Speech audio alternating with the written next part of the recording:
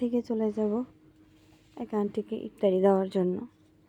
আমার ভালো লাগে, এক কাজে ভালো লাগে না, আমার নানান কাজে ভালো লাগে। এক কাজ না থাকলে বসে থাকা আমার ভালো লাগে না। তো যাই হোক, চলে যাচ্ছি ইফতারি দেওয়ার জন্য আর মার্কেটে একটা জিনিস চেঞ্জ করার জন্য। এখানে এত জ্যাম ছিল রাস্তাঘাটে, মানে ঈদের উপলক্ষে। আর গাড়ি ভাড়া তো ডাবলই, যে জায়গায় 5 টাকা সে জায়গায় 10 টাকা, 10 টাকা দিলে সে জায়গায় 20 টাকা। তো যাই হোক, আমি ওখান থেকে চলে আসার পথে আজকে বাসায় ইফতারি করব হালিম আর রুটি দিয়ে, আমার ফেভারিট জিনিস দিয়ে, কারণ আমার খুব ফেভারিট জিনিস এই দুইটা। তো আমি এই যে শরবত, হালিম, রুটি আর আমার জন্য জুস নিয়ে বসলাম। সে আমার সাথে বসতে, দেখেন না আমার সাথে কি ভাও দিতেছে খাবারের জন্য। খাবে তো না, পরে দেখি করলাম সে অন্য মোবাইল নিয়ে ব্যস্ত ছিল, আমি পটপট করে সব খাইয়ে ফেলছি। যখন খাওয়া শেষ তখন সে আমাকে বলতেছে আমার রুটি কই। তখন কি দিয়ে তারা সামলে, সে যদি একবার কান্দে তাকে থামানো কায়দা কারণ নেই। তো তারপরে কিছু করার নেই, সেই কাঁদবে না, কারণ বাচ্চা বলে দেওয়াই ভালো, কম দেওয়াই ভালো, বেশি খাওয়া ভালো না।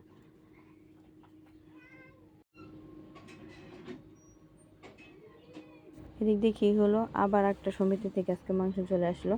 এখানে বললো তো সে 10 লাখ টাকা দিয়েছিল, গরুওয়ালা পলাইছে। নিজের গাড়ির থেকে সে মানুষের কষ্ট বুঝে দেখে গরু নিয়ে আসছে, নিয়ে এসে মাংস দিল। তো যাক, আলহামদুলিল্লাহ ভালো দিয়েছে। মানুষ এগুলো কেন করে, বিশ্বাসে অমর্যাদা করে। তো তার মনটা অনেক খারাপ, সে লোকটা অনেক ভালো, সমিতি ভালোভাবে পেয়েছি। আরেকটা পাইনি ভালোভাবে, সেটা ভালো লাগে না, এটা ফ্রেশ পেয়েছি। দেখ, আমার এই ছোটো ভাই একসময় এই জুতাগুলোর জন্য কত কেঁদেছে, দিতে পারিনি। এক দিদির সামনে আর এক দিদির সামলাতে পারি না। তো যাই হোক, সে আজকে নিজে ইনকাম করে তার টাকা অনুযায়ী আড়ঙের থেকে জুতা নিয়ে আসছে। আমি তো অবাক, একা একা গিয়ে তার মালিককে সাথে করে নিয়ে আসছে।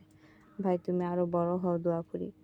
তো যাই হোক, আমার বাসায় মেহমান ছিল আজকে, তো আমি এখানে তাদের জন্য ভাজা পোড়া কিছু নিয়ে নিয়েছি, আর আমি আমার জন্য হালিম টালিম এগুলো নিয়েছি। তো মেহমানদের অন্য রুমে দিয়েছিলাম, তারা ওগুলো খাবে না। আর আমি এই মুড়ি ভাজা পোড়া জিনিস একটু কম খাই, কারণ আমার কম সহ্য হয়।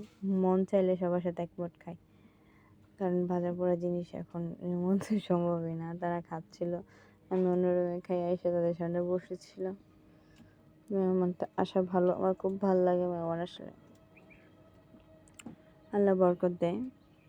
তো রমজানের দিন বলতে বলতে চলে গেল। আজকে কতগুলো রোজা আর আছে, 4টা নাকি 5টা রোজা। তো তাদের জন্য খিচুড়ি আবার বসাই দিলাম, খিচুড়িগুলো মাংস আসতে দিয়ে তো তারা খেয়ে যাক।